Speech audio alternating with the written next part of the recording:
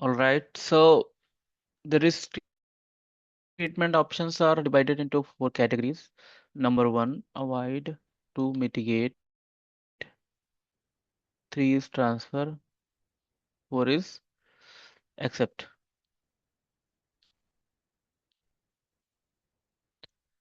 This is three. So avoiding means you are just stopping that particular activity itself. You are not even doing that business. So if I say that driving a car is risky, and if you stop driving the car, that means it's a avoiding thing. But if I say driving car is risky, and when you drive, you are wearing a seat belt, you are driving within your speed limits, you are driving a safer car. These options will be called as a mitigation, means you are reducing your risk. Mitigate is nothing but reducing the risk, right? You are managing your risk. Third is transfer. So if I say driving car is a risky, then you are hiring a driver who is expert. What you are doing here, you're transferring your risk to somebody else. Accept. But the fourth option is accepting the risk. So if I say driving car is risky, but you are saying you have no other option because you don't have a driver, you do not have a big safer car, then what will you do? You will simply accept the risk. You will say that because I have to go, this is important business I have to deal with, then you have to accept the risk. Any questions on this? This is because it will keep coming even in next domains also. So just want you guys to understand that what are the options and what is the difference between these options. So these are the risk treatment options. Then let's dive into ISO IEC 27005. This is a risk framework, basically, risk management framework from ISO. And why ISO is important? Because most of the companies they want to become ISO certified. And why ISO certification is important?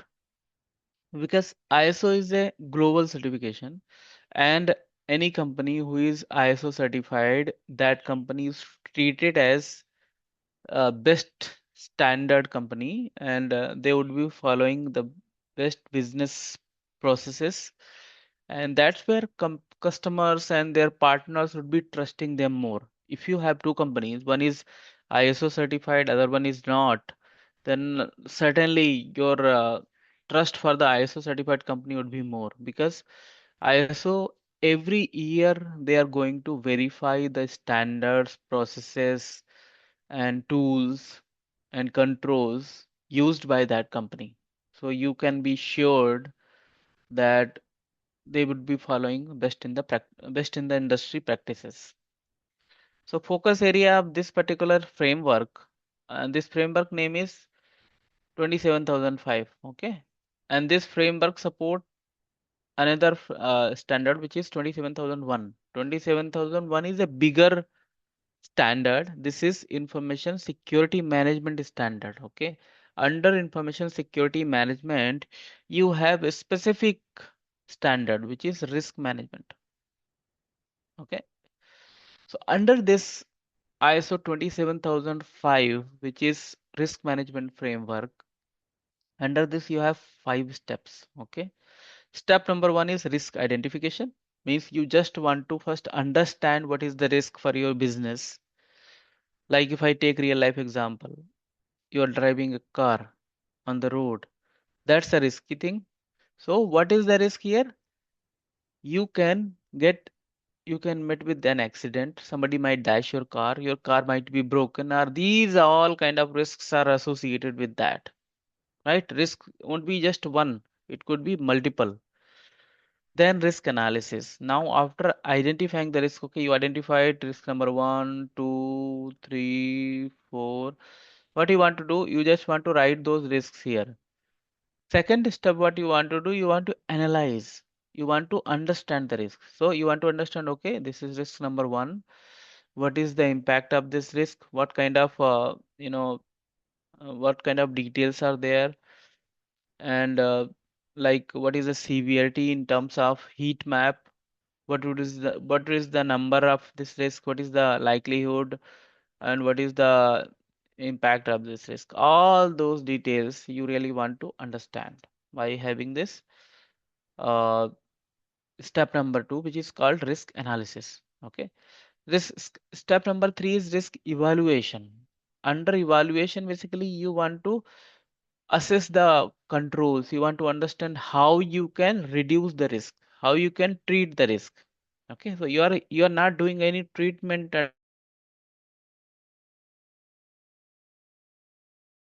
under, but you want to understand how you can minimize the risk. Fourth is the risk treatment. Okay, so this particular step is where you assign the control.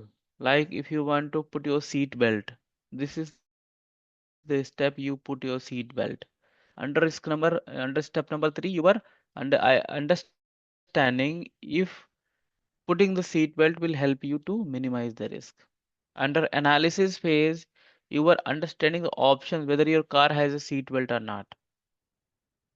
But under step number one, you are only thinking that you might get collide, you might get dashed, your car might be broken. You are not thinking about safety options. You are only thinking about risk approach. So this is the difference between step number one, two, and three. Then the fourth one is very evident, risk treatment. Here you actually minimize the risk. You work on it. So you are putting your seat belt.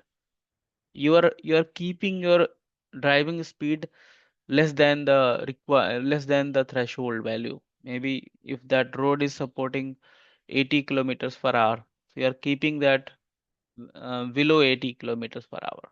That is the risk treatment. Risk monitoring. Okay, this is also very, very important. Why this is important? Because once you do the risk treatment, you are never sure whether that will continue in the same way or not. So, for example, you put the seat belt. How will you monitor whether you were putting the seat belt all the way throughout your driving and you were maintaining your speed all the way throughout your driving until you reach your destination? So, business is not a one day journey or 1 month journey, right? You have to maintain it throughout the business period. So, in that case, what you have to do is you have to monitor your risks. You have to every now and then, and the frequency is different for each business. Maybe for my company, it could be I'm doing it every week, and for your company, could be you are doing it every month. But you general timelines are that yearly once you have to audit each and every function, each and every control which are put to mitigate the risk. Now let's take some examples here. Like these are the examples. Asset, customer database. Threat is a ransomware. Vulnerability is no offline backup. Impact is data loss plus financial penalty. So just see here. This is the basically impact. Okay. Now this is the asset. We are maintaining customer database, and there is a threat that is ransomware. And is we don't have offline backup. As you guys might be knowing already, ransomware what it does. Ransomware will be encrypting your data and it will not share the key with you. So your data is logged out. It's like somebody is putting their own lock on your home and they are stealing your key. They are not giving you the key back. So this option is this particular threat is going to keep you logged out. You really cannot access your own data. So the vulnerability says no offline backup. So even if ransomware attack happens and if you have this offline backup, you don't need to worry about it because you can log in another backup server. You can capture your data from the disaster recovery or maybe from the tape library or anywhere or maybe in the cloud where you have kept this offline backup. So this is the vulnerability. So now, as I told you, this is the number one, number two, number three. These are the three things in the risk. Any of these three things, if you can minimize or you can negate, like no risk, no threat, like no vulnerability, or like no impact, your risk could be zero because these all three things are being multiplied, right?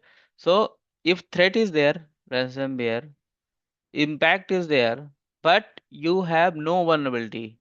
If you have online, offline backup, what you can do is, even if ransomware attack happens, you can always keep your system back to normal because you got your backup running. If you have no impact and threat is there, vulnerability is there, then also there won't be any risk. So this is the detail about how you basically distinguish between asset, threat, vulnerability, and impact. Any questions? Okay. So this is basically a seven step model here, and we call it six because preparing is not part of this diagram. So basically, you start with like zero. This include go to one, then two, then three. So now let me tell you about what we do under step number one, prepare. In prepare, basically, you don't do anything. You identify the people who are going to do the risk management. You guys are going to be part of GRC, so definitely you will be one of those people who would be working on the risk management framework. So you are going to prepare for the risk management. You will have some initial documentation. Maybe your company will already be having some documentation. You are just going to review that. Or maybe you are creating your risk management documentation from the beginning. So all these initial steps like taking approval from your management, identifying people who are going to work in this, that is that becomes part of step number one, prepare. So what is there? Approvals, human resource, and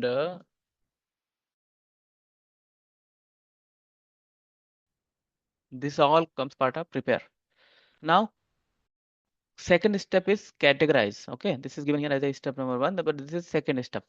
So categorize means you have to basically understand what assets are there in your company. Okay, you might be having 100 servers, you might be having 1000 laptops, you might be having 10 routers, 10 firewalls, you might be having some database servers, some application servers like that. So what does that mean?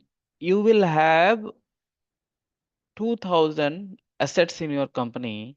Out of those 2000 assets, you might have hundreds very critical systems because those might be serving your users, your employees and your public users. Other devices might not be that important. So there here would be some categories like critical system, important system, normal system. Maybe like this, you can create some categories. So under categorization, you have to basically categorize which assets have more value because you might be identifying a big number of risk. Maybe you got some 50 risk. Out of this 50, company is not able to mitigate all five risks. Now, how will you prioritize this? If you don't know which asset having more value, which asset having less value, there is no other way to prioritize. That is the very reason categorization is very important because in categorization, you are basically identifying which assets are critical for your business and which assets are not critical for your business. Then in the step number three, you want to select the controls. You see here NIST 853. This is a framework again. We just discussed about another framework which is called 27,005. This is another framework. So here we are talking about taking example about NIST framework. So NIST is developed by US government, but it is open to public. Anybody can access this documentation without any cost. Even you can go to the website. There is a NIST website, and you can download your framework, and then you can customize it. You don't need to create risk management framework from the beginning. If you are a if you are a person who is responsible for creating risk management framework, your good starting would be NIST 853, because this particular framework comes as a cost. This is costly, but this is free. Only difference between these two is 27,005 is a standard which will give you certification. Like you would be getting some certification from ISO that you are following 27,005. But if you follow NIST 853, you will not get any certification, because NIST does not certify companies. NIST only provide the documentation. That is why if you are a new company, always start with NIST 853. That gives you a good starting point. But if you are a matured company, that time you can proceed with 27,005. Keep this in mind when you go for any interview. And if they are asking you such a question like you are given a new company, you are a risk management professional, how will you start your risk management framework? So there you can answer that I'll download NIST 853 documentation, and then I'm going to customize that documentation according to the company business. If it is a IT company, I will customize that according to IT controls. If it is a manufacturing business, I'll probably choose something else according to that business. So keep that in mind. Now, the step number 4, okay, this one. So step number 3, it's written here, but it's basically step number 4. Implement security controls. This is the step where you are activating the controls. If I ask you that you have a risk of getting phishing email, then the step number 4 could be putting a email security gateway. This is a control. So under this step, what you are doing is you are installing a device. If I take example of car driving, you are putting your seat belt on.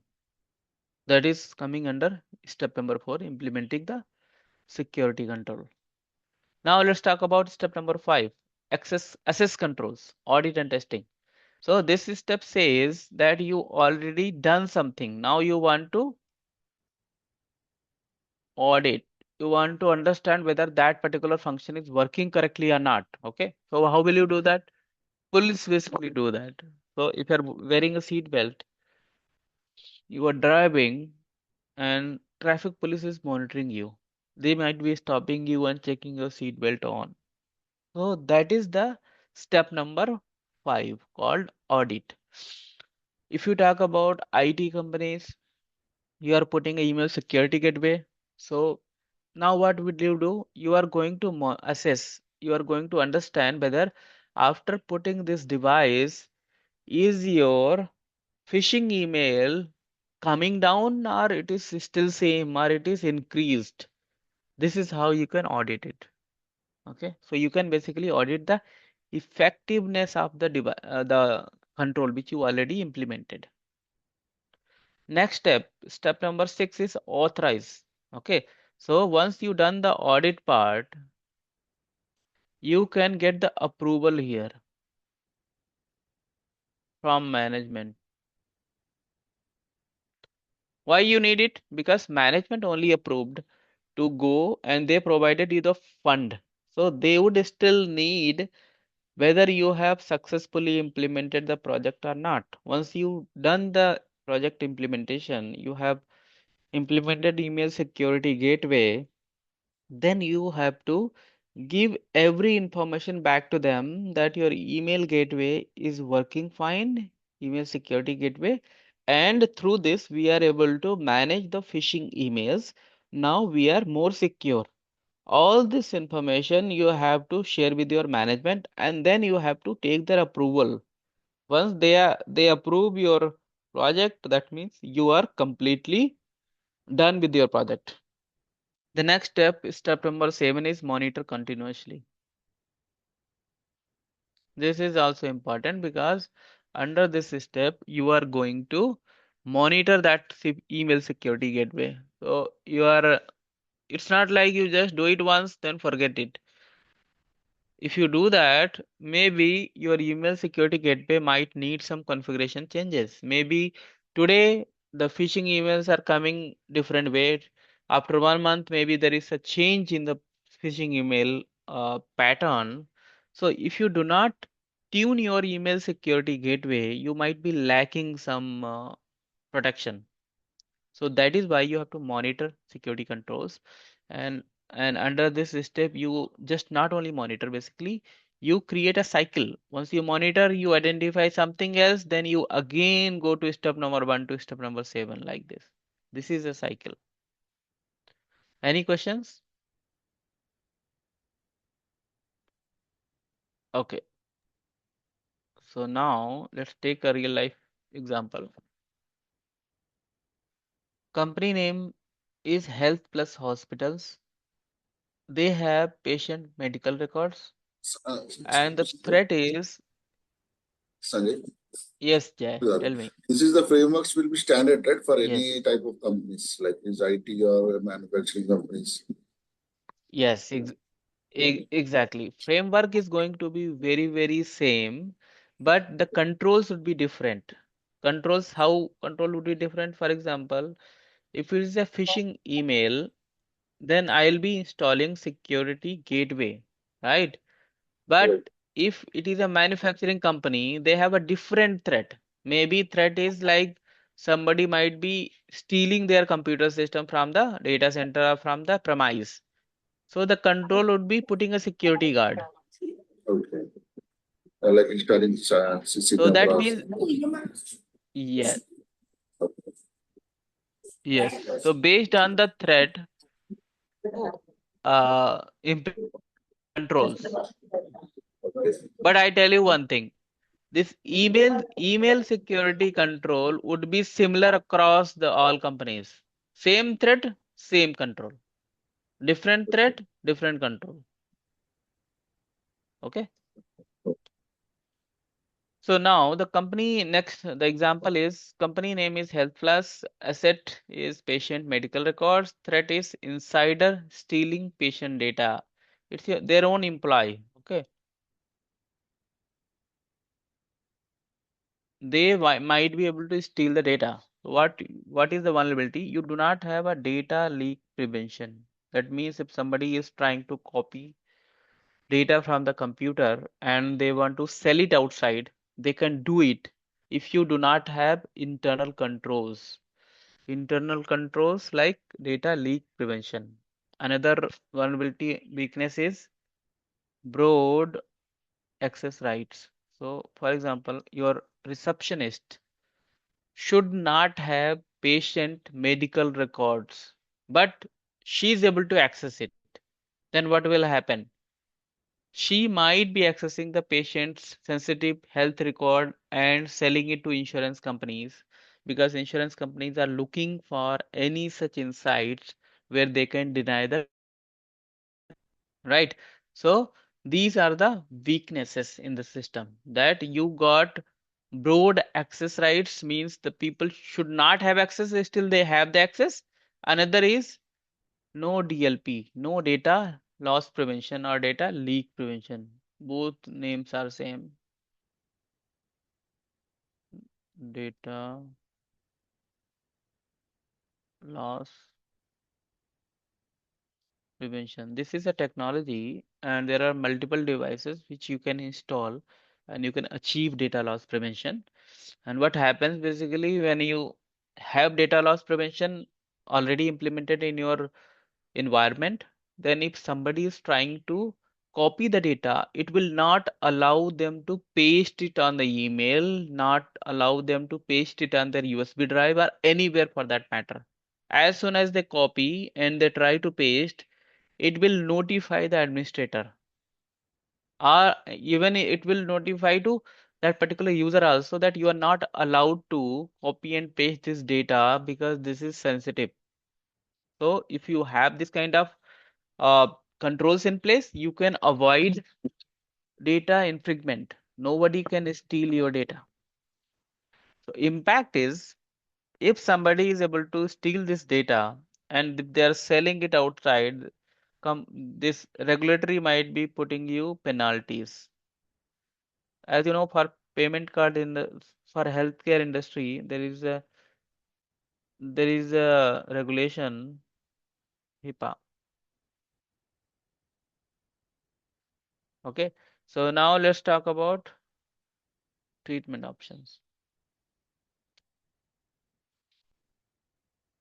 First treatment could be because we got some access control, which was broader access.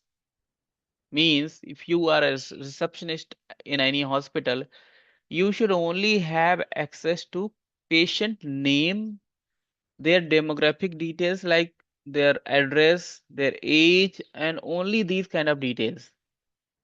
And what kind of illness is there, what kind of treatment is happening to that patient, that information should only be available with doctors and nurses because they only need that information to treat them. Receptionist is not going to provide any treatment, so they should not have access.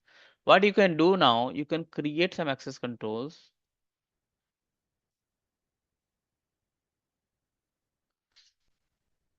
Reception, doctor,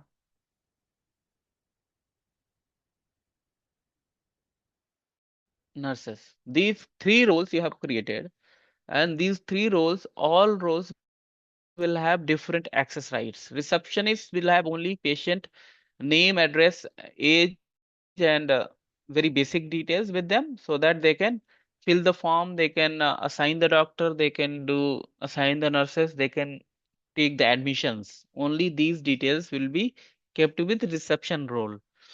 Doctor role will have access to everything because they are the people who are going to treat the patient.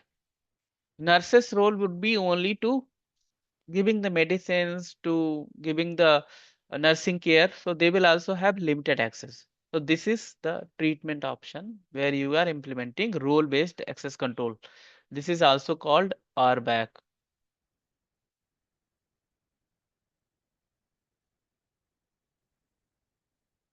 role based access control. Next point is add DLP plus monitoring. So you are going to add a system, maybe it's a software based system or you can install a hardware also. So you're adding DLP so that if somebody is trying to copy data and trying to forward it somewhere on the email or want to save it on the hard drive or DLP system is going to block it and monitoring because DLP system can be put into two way. One is monitor, other one is block. So under monitoring, it will not block. It will just show a notice to user that you are not authorized to do this function. You should not be saving this information on your local drive. And it will also send this information to the administrators, security administrators. And now security team is going to take action against him. This is monitoring mode. Other mode is blocking mode. I mean, the system itself will not allow to copy it and paste it. So depending on your company, if you are having sensitive data, you can choose the operation. But again, I tell you, if you want to go for blocking, it needs better system, more cost. If you just want to monitor, this is a low cost. That is the reason some companies are using in monitoring mode also. Otherwise, everyone would like to go for blocking mode, right? So this is the treatment again, adding DLP and monitoring it. Third is do user-based analysis. Okay, you want to identify the behavior of the user. How would you do that? If a person's shift starts from 9 a.m. and he is logging out at 6 p.m. and someday he is logging in the morning 2 a.m. or 3 a.m. without a reason. So you should have some kind of monitoring where you are understanding, okay, this person's shift starts at 9 a.m., log out at 6 p.m., then why he's trying to log in at 2 a.m. or 3 a.m. in the morning? So that is called as user behavior analytics. You can understand their footprints, their behavior. If it is not normal, you should be able to track it. Number four is enforce multi-factor authentication on all the systems. So multi-factor authentication, as you know,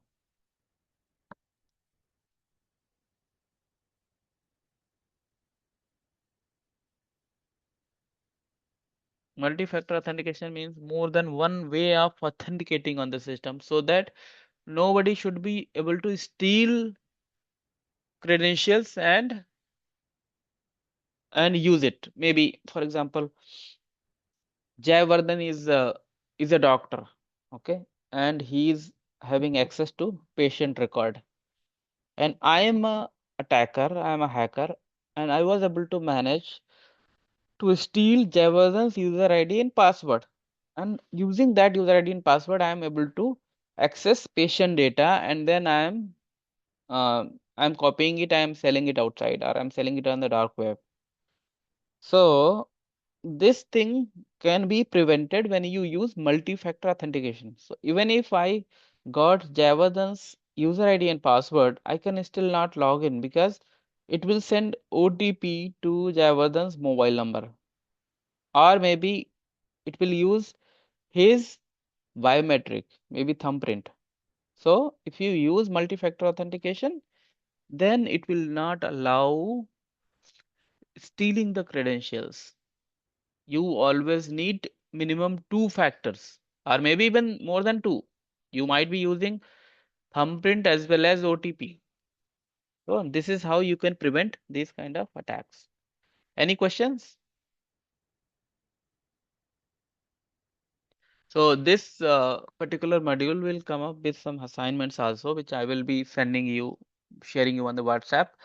That would be like some activity around treatment plans. I'll give you some scenarios. How will you treat this risk? So you have to assume all the all the variables, and you have to prepare a report. That report I'll be reviewing it. Okay. So with that, this module is ended now.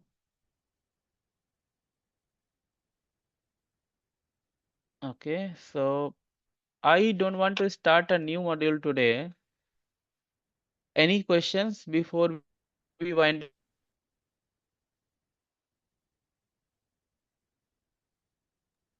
Oh, sorry. Okay, perfect. So risk management is very, very important, and that is the very reason I want to spend more time on this. Even in the even in the next